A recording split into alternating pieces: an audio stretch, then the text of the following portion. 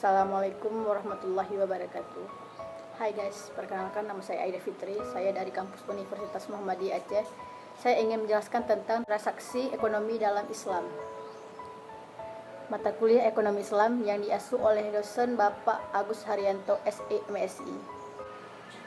Yang pertama, muamalah. Muamalah adalah bagian dari hukum Islam yang berkaitan dengan hak dan harta yang muncul dari transaksi antara seseorang dengan orang lain, atau antara seseorang dengan badan hukum, atau antara badan hukum yang satu dengan badan hukum yang lainnya. Asas-asas transaksi ekonomi dalam Islam. Prinsip dasar atau asas-asas yang diterapkan secara dalam setiap transaksi yaitu: yang pertama, pihak-pihak yang bertransaksi harus memenuhi kewajiban yang telah disepakati dan tidak boleh saling berkhianati. Yang kedua, setiap transaksi dilakukan secara sukarela tanpa ada paksaan dari pihak manapun. Yang ketiga, Islam mewajibkan setiap transaksi dilandasi dengan niat yang baik dan ikhlas karena Allah Subhanahu wa taala, sehingga terhindar dari segala bentuk penipuan, kecurangan dan penyelewengan. Penerapan transaksi ekonomi dalam Islam. Yang pertama, jual beli. Jual beli adalah persetujuan saling mengikat antara penjual, yakni pihak yang menyerahkan atau menjual barangnya, dengan pembeli, pihak yang membayar atau membeli barang yang dijual. Hukum jual beli dalam Islam mengacu pada Al-Quran dan hadis adalah mubah atau boleh. Yang kedua, khiyar ialah hak memilih bagi penjual dan pembeli untuk meneruskan jual belinya atau membatalkan karena adanya salah satu hal.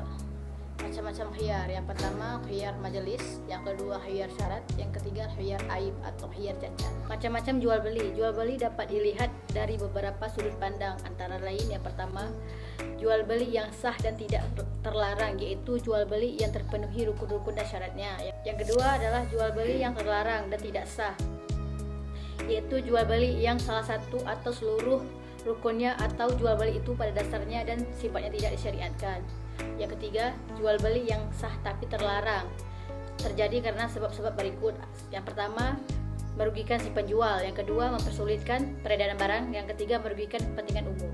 Yang kedua, simpan pinjam. Rukun dan syarat simpan pinjam menurut hukum Islam adalah sebagai berikut. Yang pertama, yang berpiutang dan yang berutang syaratnya sudah balik dan berakal sehat. Yang kedua, barang atau uang yang diutangkan atau dipinjamkan adalah milik sah dari yang meminjamkannya. Yang ketiga, ijarah. Ijarah adalah transaksi tertentu terhadap suatu manfaat yang dituju, bersifat mubah dan bisa dimanfaatkan dengan imbalan tertentu. Ada dua macam ijarah. Yang pertama, ijarah yang bersifat manfaat, yaitu seperti sewa menyewa. Apabila manfaat itu termasuk manfaat yang diperbolehkan syarat untuk dipergunakan, maka ulama fikih sepakat boleh dijadikan objek sewa menyewa.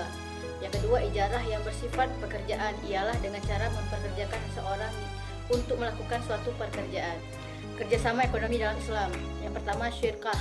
Syirkah berarti perseroan atau persekutuan, yaitu persekutuan antara dua orang atau lebih yang bersepakat untuk bekerja sama dalam suatu usaha yang keuntungannya dan hasilnya akan mereka bersama. Syirkah dapat dibagi menjadi dua macam, yaitu yang pertama, syirkah harta. Yang kedua, syirkah kerja. Yang ketiga, muzaraah, mudharabah, dan musaqah. Yang pertama, muzaraah dan mudharabah. Muzaraah ialah paruhan hasil sawah atau ladang antara pemilik dan penggarap, sedangkan benihnya berasal dari pemilik. Jika benihnya berasal dari penggarap disebut mudharabah. Yang kedua, musaqah. Musaqah adalah paruhan hasil kebun antara pemilik dan penggarap yang besar bagian masing-masingnya sesuai dengan perjanjian pada saat akad. Yang keempat, sistem perbankan yang Islami. Sistem perbankan yang Islami maksudnya adalah sistem perbankan yang berdasarkan pada ajaran Islam dan ajaran Islam yang dapat dirujuk pada Al-Quran dan hadis. Sistem perbankan yang Islami dikelola oleh bank syariah.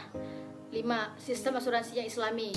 Menurut bahasa, kata asuransi berarti pertanggungan, sedangkan menurut istilah asuransi adalah akad antara penanggung dan mempertanggungan sesuatu. Sekian dan terima kasih. Assalamualaikum warahmatullahi wabarakatuh. Jangan lupa di subscribe, di like, di komen ya guys. Dadah. Sampai berjumpa di vlog selanjutnya.